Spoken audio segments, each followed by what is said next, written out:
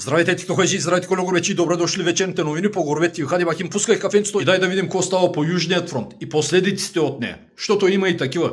Та днес имаше взрив пред едно еврейско училище в Амстердам. Не се съобщава за жертви и ранени. На камерите ясно се вижда как един поставя взривовете и изчезва оттам. Но все още заподозреният не е задържан. Та еврейските училища в Белгия и Холандия са под засилена охрана от 2 седмици насам. И особено след инцидентите миналата седмица. Знаеш, тогава избухнаха самоделни бомби в 2 синагоги. Едната е в Ротердам, едната е в Лиеж, Белгия. Там също нямаше жертви и ранени и извършителите все още не са задържани. Както и да е, а вчера френският президент Макрон предложи на Ливан и Израел да се срещнат за преговори в Париж. От 10 дена насам Израел бомбардира Бейрут и Южен Ливан. Онзи ден даже те се опитаха да извършат сухопътна операция в Южен Ливан, обаче засадите, които устроиха бойците на Хизбулах, за сега спря тази операция. А с нощи се случи нещо интересно и външната министърка на Европейският съюз Кая Калас, която даде интервю за един американски вестник, директно обвини Тръмп, че се опитва да раздели Европа. Тя каза: администрацията на Тръмп използва тактики от времето на Втората световна война за разделяне на народите. За всички ни е ясно, че Америка желае да отслаби Европа.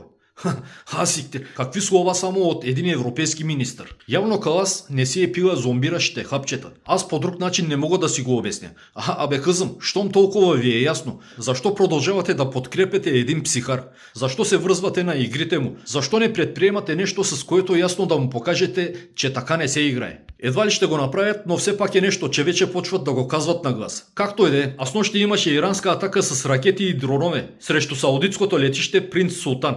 Там, където са разположени 19 самолети цистерни на американските военновъздушни сили. Също там имат и 6 самолета за ранно предупреждение. Та при атаката, която беше извършена с нощи, са били повредени 5 от тези самолети цистерни. Американските вестници пишат, че самолетите само са повредени, а не напълно унищожени, но са извън строя. И с тези американските самолети, които са повредени или унищожени от началото на войната в Иран, нарастват на 10. А дали има жертви и ранени, не се съобщава. Както и да е, това беше набързо от мен. Живи, здрави и до нови срещи.